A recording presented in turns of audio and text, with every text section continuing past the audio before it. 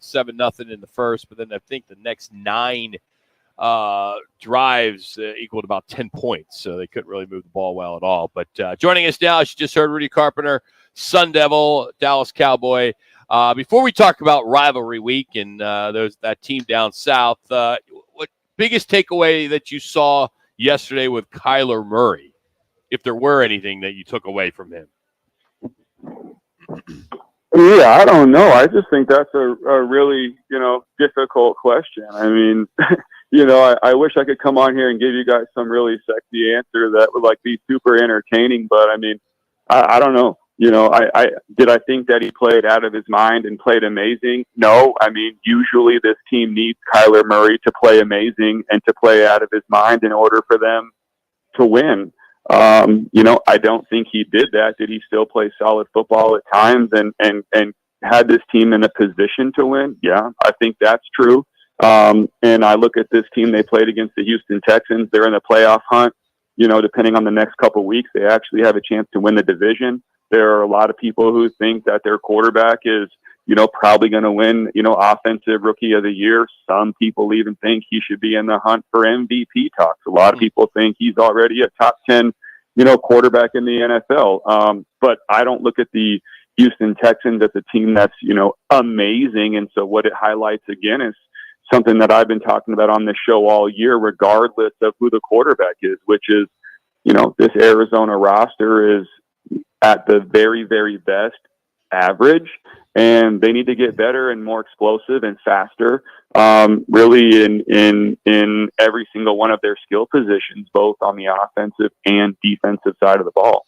Rudy, do you feel sometimes all these fourth down attempts, especially with 11 minutes to go in that fourth quarter, you pass on the field goal, you're basically, if you make that, you're only 3 down to win the game, and right before that on the touchdown, you go for 2 to get within 3. That passing on that I felt was a big mistake because they drive down the field, they kick the field goal, they win the game 22-21. Just your thoughts on all these metrics and measurements and all this stuff with these fourth down calls. I mean, 1 for 4 yesterday and only 3 for 10 on the third downs with, place in time, but when you have a chance to get points and a chance to hold somebody and win a game, I'm just dumbfounded by that, I guess. Yeah, but look, this is no offense towards you guys, but that opinion, and no offense, it's probably a good opinion, but times have changed and people are now, living and dying by analytics and they're taking their chances. The only thing that I really can compare to it is, for me personally, when I sit down at the casino and I play blackjack, I probably do that too much, more than I probably should. But the truth of the matter is, I regardless of the money, so regardless of the score in the game, I try to play the hands that I'm dealt the same every single time. So for me, I'm someone who hits on a 16 every single time. There are some people who don't. And for me, I guess what I'm saying is you have head coaches like Jonathan Gannon.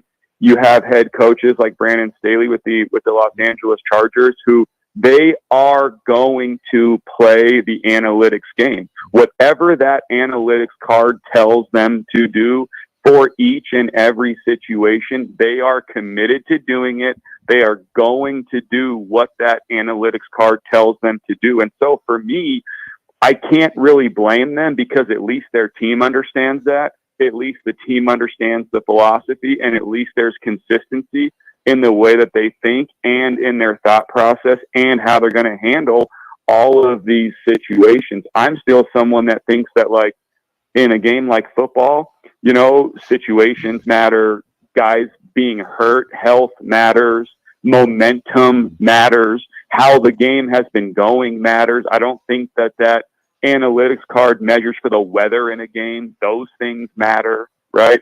And I think that's what makes it difficult just to play the straight up analytics game. But look, that's what these guys are doing. That's the new wave of the NFL. To be honest, like everything else, it's when it works and it does great, you're happy and you're telling everybody, see, I told you so. And then when it doesn't, you look like an idiot. And to me, that's just the way things are right now. When you talk about that analytics game, then answer me this. How come they went away from running James Conner even more. He was having success against that Texans defense, and I just don't think he got enough touches. I would have thought that he would have gotten at least 20, maybe 22 carries in that game. Can you explain that one, Rudy? I can. I mean, I'm not in the headset. I don't understand what the play callers are doing. You know, I just watch the game and comment based on what I see. I don't know if guys are hurt on the offensive line. I don't know if James Conner was hurt. I don't know any of these things that are going on. I'm not on the field. Look, with you, I'm with you. They were definitely having success in the run game. James Conner has been, you know, a big part of this team in the past, even though they've, you know, been up and down, but he's been a big part of this team. This team is better when James Conner is on the field playing and producing, you know, at a high level. I don't know. Maybe the offensive coordinator understands he has Kyler Murray back and he's a little excited and wants to use his brand new toy and throw the football and use his legs as well. I don't really know. What I do know is this is one of the worst teams in the NFL. And no matter how you want to slice it, how you want to cut it, how you want to look at it, this roster needs to be overhauled. Hey, Rudy, I think the more than anything, I think that's the bottom line right there. I think they're trying to do so many things. The horses aren't there. Overall, as you see the passing game per se, we were talking earlier about not getting the ball down the field. From just the passing game itself and watching Drew Petzing's passing game, let alone the philosophy, the finer nuances of the game.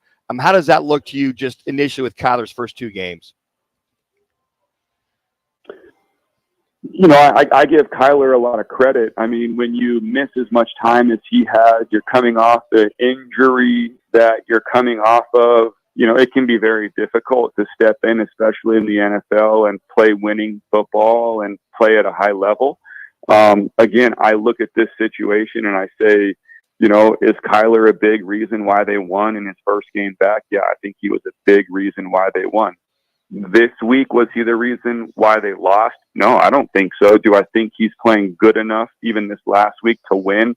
Yeah, it's only his second game back, but I give him credit for how well he's played in our, you know, we only got 2 games, but in the 2 games he's been back coming off of the injury that he had, I think it's very impressive, and it speaks to his maturity, and it speaks to how he approached, you know, his rehabilitation, his off season, his preparation in a new offense with a new system and a new coaching staff, to be able to step in and, you know, play pretty well and have it be pretty seamless. So, you know, I give him credit. Again, I just keep going back to what sticks out to me the most. When you watch teams like the Eagles, or you watch teams like the Chiefs, or you watch teams like the Miami Dolphins, you just see explosiveness, and speed and speed and speed. And when you watch this team, you just don't see that. And so to me, you know, I think that's the biggest thing that sticks out to me. Do you have pieces? Yeah, I think Trey McBride is an interesting piece, right? Like, I think he's probably a guy that needs to be on this roster moving forward. But, you know, as far as everybody else goes, this team needs to get faster. They need to get more explosive. And in the way the NFL is set up in today's game, it's basically designed to be a passing league. You know, this is just what needs to happen. They need to have the more explosive guys with more speed, and the more versatile guys. The receivers that can play wide receiver, that can play in the slot and get you better matchups against safeties and linebackers, and also come in the backfield and be ball carriers and give these defenses really funky looks. And they don't have those guys right now. Rudy, I only got about 30 seconds, but I really want to get your take. Of course, you got the Wildcats coming up to take on the Sun Devils on Friday. Is it Friday or Saturday? Saturday. Excuse me. Saturday. Do you look forward to this rivalry? I know you did, and you were 3-1 in it. But as you get older, you move on, and family and all that. Is it still a big deal for you each year?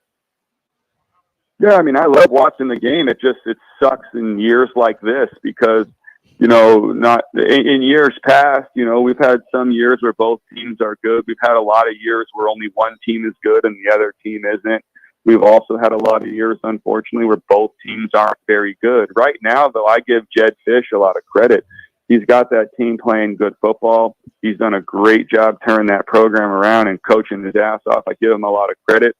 And then you got ASU, which is really struggling. I mean, I give Kenny Dillingham and his staff some credit, obviously for what they're trying to do with the lack of what they have on that team as well, and all of the injuries. But they're I love ASU, but it's really tough. It's really tough to watch them play football right now. And then you look down south at what U of A is doing, and even though they can't do math when it comes to their finances, and they just lost like $300 million, at the end of the day, Jed has gotten that team and that program turned around pretty quickly. Outstanding jab right there. Good Sun Devil there. Rudy, have a great Thanksgiving. Thank you so much for the time. We'll talk to you next week. See you guys. That's Rudy Carpenter, Sun Devil quarterback, and just kind of threw the guys down south. He did. That game is Saturday at 1:30. That'll be on ESPN. All City Towing continues to grow as they added a bunch of new trucks to their fleet, and they need to hire some people. So if you're looking for a new career, a new job,